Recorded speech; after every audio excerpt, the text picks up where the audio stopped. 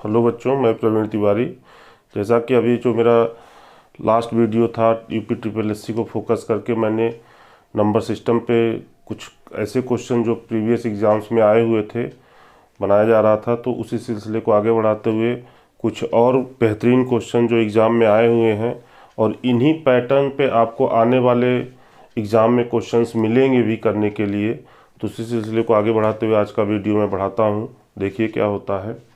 सबसे पहला प्रश्न आज का देखिए क्या है कि 3 अंकों वाले पूर्णांक के अंतिम 2 अंकों से बनी संख्या 6 का पूर्णांकी गुणज है।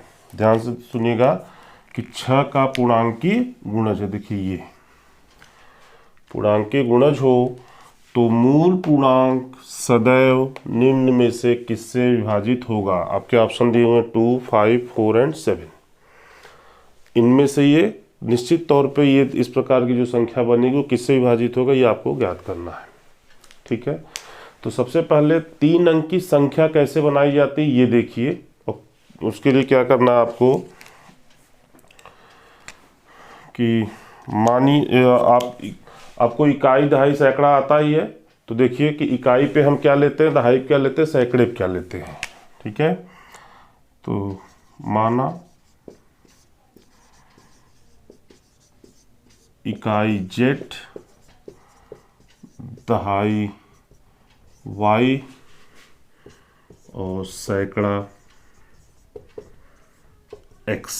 ठीक है, ये हमने मान लिया कि इकाई के स्थान पे जेड लिया जाएगा, रखा जाएगा, दहाई के स्थान पे वाई और सैकड़े के स्थान पे एक्स। तो आपकी जो संख्या बन रही वो देखिए क्या बन रही है।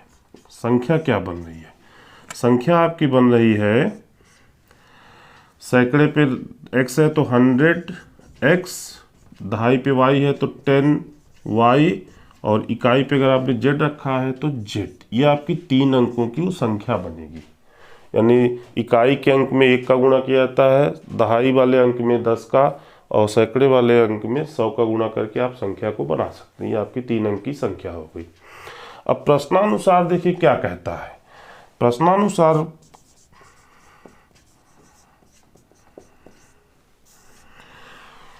प्रश्न में आपसे ये कहता है कि इस लाइन को जरा ध्यान से देखिएगा। अंतिम 2 अंकों से बनी संख्या 6 का पूर्णांकीय गुणज होगा।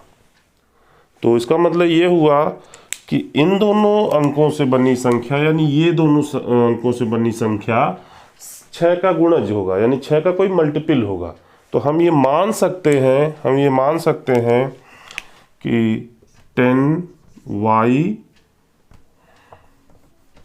10y plus z is equal to 6m।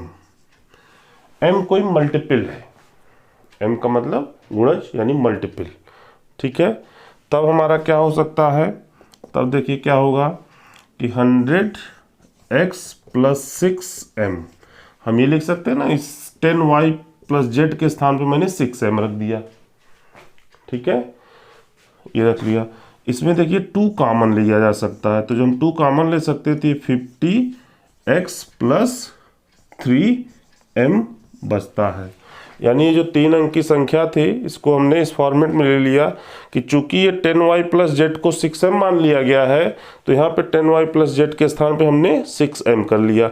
अब इसमें से 2 कॉमन लिया तो 50x प्लस 3m बचेगा। तो इसका मतलब ये हुआ कि ये जो भी संख्या है ये हर हाल में 2 से तो विभाजित होगी ही होगी, क्योंकि 2 का गुणा इसमें हो रहा है।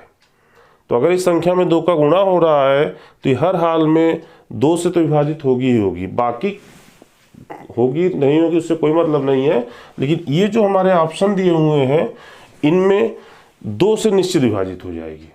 ठीक है, तो इस तरीके का एक बहुत ही बेहतरीन क्वेश्चन था। इसके बाद आगे देखते हैं। जो इस प्रश्न को देखिए, ये भी बहुत छोटा सा प्रश्न है और एग्जाम में इस तरीके के प्रश्न आ जाते हैं तो ये समझ नहीं आता क्या किया जाए, क्योंकि टेक्स्ट बुक में बहुत ज़्यादा इस तरीके के क्वेश्चन मिलते नहीं हैं। ऐसे क्वेश्चन आपको हमेशा प्रीवियस पेपर सेट में ही मिलेंगे। तो मेरी कोशिश यही है कि जो भी क्वेश्चन एग्जाम में आए हुए हैं उनको सॉल्व कराया जाए। अगर आपको अच्छा लगता है तो आप हमारा वीडियो सब्सक्राइब और लाइक जरूर करिएगा। तो देखिए क्या प्रश्न क्या कहता है कि यदि m तथा n धनात्मक पूर्णांक हो और m माइनस n एक सम संख्या हो तो m square minus n square सदैव निम्न में से किससे विभाजित होगा। यानी ये जो आपके पास ऑप्शन इनमें से कौन निश्चित तौर पे इसे विभाजित करेगा m square minus n square को। ठीक है, तो देखिए क्या मतलब है कि m और n एक धनात्मक पूर्णांक है। ठीक है, यदि m माइनस n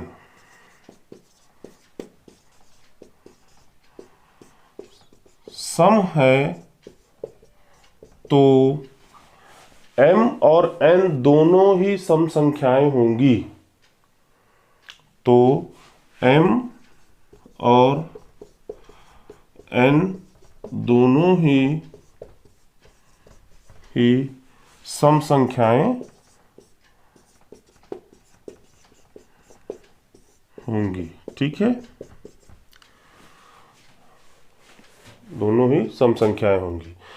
तो हम मान लेते हैं कि m minus n is equal to 2x। ठीक है, 2x क्यों माना इसको, ये आप समझिए, आपको ये समझना है यहाँ पे हमने 2x क्यों माना। आपसे कहता है कि m माइनस n एक सम संख्या है। ठीक है, m माइनस n एक सम संख्या है, तो आपको मालूम है कि सम संख्या मतलब 2 से विभाजित होना चाहिए।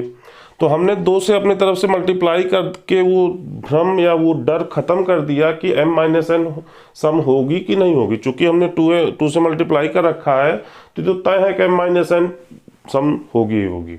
ठीक है, तो किसी भी सम संख्याओं का योग हो या अंतर यानी जोड़ या घटाव जो भी हो वो हमेशा सम होता है। किन्हीं भी 2 सम संख्याओं का को ले लीजिए आप, उनको चाहे जोड़ दीजिए चाहे आपस में घटा दीजिए, जो भी मान आएगा वो हमेशा सम संख्या ही आएगी।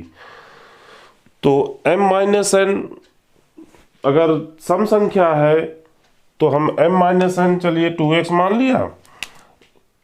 तो इसी प्रकार m प्लस n भी हम 2y मान लेते हैं। ठीक है, 2y इसीलिए कि 2 का मल्टीप्लाई कर दिया तो इसका मतलब यह है कि अब ये पूरा नंबर तो सम है, तय है, निश्चित है कि ये कोई सम संख्या होगी।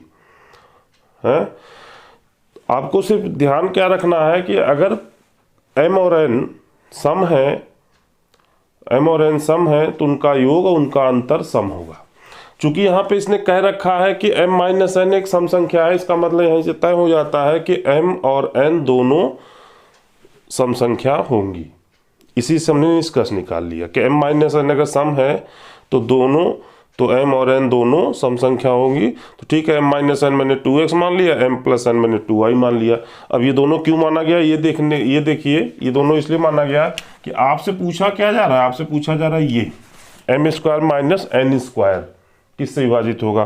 तो आपको मालूम है कि m square minus n square की वैल्यू होती है m minus n into m plus n।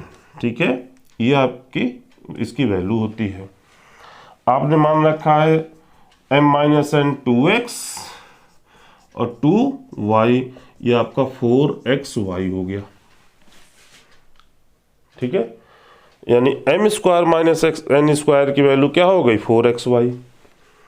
तो इससे ये तो तय हो गया ना कि m square minus n square निश्चित तौर पे विभाजित कम से कम इस संख्या से तो हो ही जाएगी 4 से।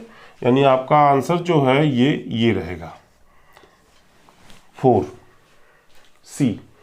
यानी m square minus n square 4 से निश्चित तौर पे विभाजित होगी। इसमें क्या करना था, कुछ नहीं करना था, केवल आपको नंबर सिस्टम का जो डेफिनेशंस होते हैं वही याद रखना है। आपसे कहता है कि m और n कोई धनात्मक पूर्णांक है, m माइनस n एक सम संख्या है, तो m square minus n square निम्न में से किससे विभाजित होगी, सदैव। तो चूंकि m माइनस n सम संख्या है, इसका मतलब यह है कि m और n भी सम संख्या होगी। क्यों होगी, क्योंकि सम संख्याओं का योग या अंतर सम होता है। तो जब अंतर सम है तो हमने योग भी मान लिया कि सम ही होगा। तो हमने बस कुछ नहीं किया, हमने सिर्फ इतना कर लिया कि m माइनस एन की एक वैल्यू मान लिया उस 2x और m प्लस एन की वैल्यू मान लिया 2y। 2 का इसलिए मल्टीप्लाई किया गया कि कोई ये ना कहे कि m x सम होगी, ये कैसे आप कहेंगे। तो चूंकि 2 का उसमें मल्टीप्लाई है इसलिए वो कहा जा सकता है कि x सम है। इसी तरीके से y का में 2 का मल्टीप्लाई है तो कहा जा सकता है कि वो सम है। तो m square minus n square की ये वैल्यू मैंने वैल्यू रखा है minus n m plus n, जिसकी वैल्यू आपने 2x 2y मान रखा है, यानी 4xy हो गया। तो ये संख्या 4 से निश्चित तौर पर विभाजित होगी। ठीक, ओके बच्चों, ये प्रश्न देखिए, इस तरीके का प्रश्न एग्जाम में अक्सर आ जाता है। तो ये क्या कहता है प्रश्न, 3 अंकों की कुल संख्या, कुल कितनी संख्या होगी जो 6 से विभाजित होती है। ठीक है, यानी 3 अंकों की संख्याएं जो 6 से विभाजित होती हैं, ये आपसे पूछा जा रहा है। तो 3 अंक का मतलब हुआ कि 100 से शुरू होगी और 999 तक चलेगी। एक सीरीज बन जाएगी जिसमें सभी टर्म 6 से विभाजित होंगे। तो उस सीरीज में कितने टर्म होंगे यही हमको निकालना है। ठीक, उस सीरीज में कितने टर्म होंगे वही हमको निकालना है। तो 6 से विभाजित होने वाली सबसे पहली 3 अंक की संख्या क्या हो जाएगी, वो हो जाएगी 102। अब ये 102 कहाँ से आया ये आपको खुद निकालना, इतना तो आप समझ ही सकते हैं कि 100 के बाद पहली संख्या 101 6 से विभाजित नहीं होगी, 102 6 से विभाजित हो जाती है। तो जब 102 6 से विभाजित हो जाएगी तो पहली संख्या आपकी क्या हो गई, 102। ठीक है, और उसके बाद अंतिम देख लिया जाए, अंतिम संख्या 999 से ठीक पहले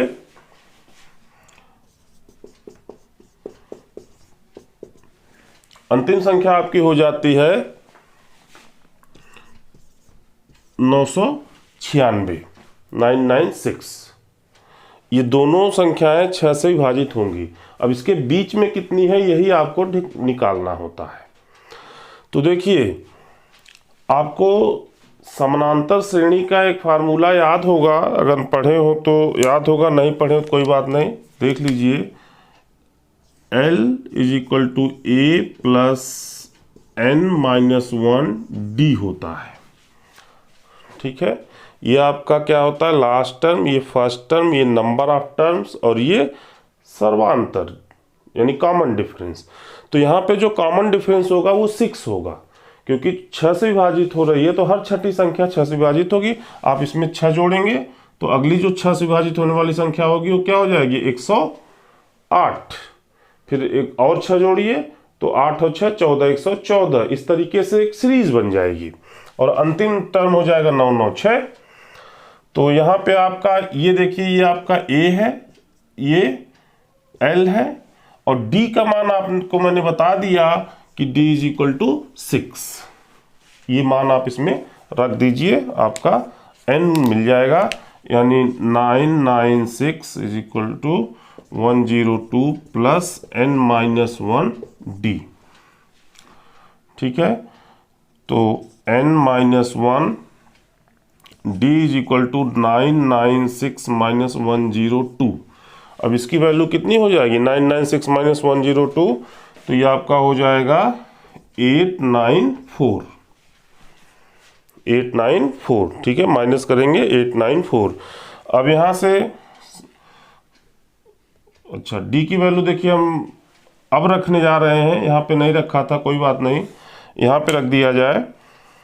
D की वैल्यू आपके पास क्या है, D की वैल्यू है 6, क्योंकि D इज इक्वल टू 6 है। तो n minus 1 into 6 is equal to ये, तो n माइनस 1 देखिए क्या आएगा आपका 894 अपान 6। ये 6 कहाँ से आया है, D की वैल्यू है, ये D का मान आपको मैं बता चुका हूँ कि D क्या है, कॉमन डिफरेंस, यानी इस 102 में 6 जोड़ते जाएंगे आपको अगला टर्म मिलता चला जाएगा जो कि 6 से विभाजित होगा। तो ये आ गया, ये आपका हो जाएगा 149। ठीक है, देख लीजिए, एक बार जाएगा 2 शेष बचेगा, 29 हो जाएगा, 6 चौक 24, फिर 5 शेष बचेगा, 6 9 54। ठीक, तो ये आपका 149 आ जाएगा, n-1, n is equal to 149 plus 1 that is 150। ये आपका आंसर होगा। यानी कुल 150 संख्याएं होंगी जो कि 3 अंक की होंगी, जो 6 से विभाजित होती हैं। ठीक है, ओके।